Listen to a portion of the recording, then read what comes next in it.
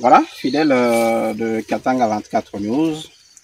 La saison culturelle 2023-2024 n'a pas été du tout rose, notamment dans cette partie de la province de Haut-Katanga avec la chenille légionnaire. Outre les problèmes de pluviométrie, il n'y a pas eu assez de pluie, il faut le dire, mais aussi il y a eu ce problème de chenille légionnaire. Vous voyez un peu des champs comme ça, ce sont plusieurs fermiers qui se sont retrouvés avec des choses comme ça.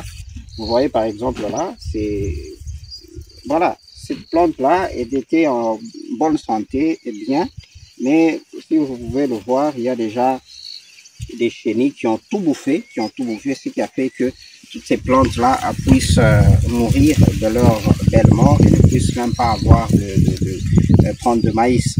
C'est une situation vraiment générale dans cette partie de la province du Haut-Katanga, dans le sud, sud-est de la République démocratique du Congo.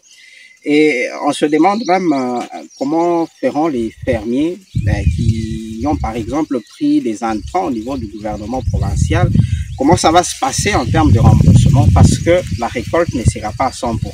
Donc, il y a eu deux fléaux majeurs. La pluviométrie, il n'y a pas eu assez de pluie. On parle du phénomène El Niño.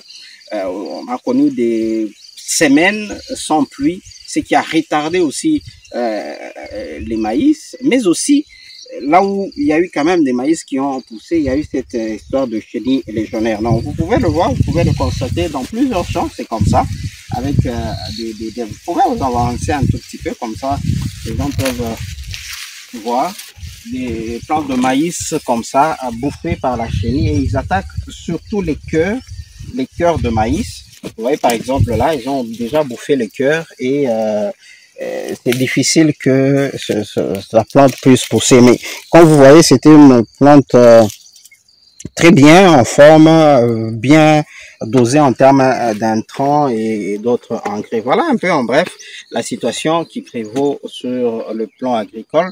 Il y a de quoi craindre un problème de farine de maïs. Vous savez, le Grand Katanga dépendent beaucoup de maïs.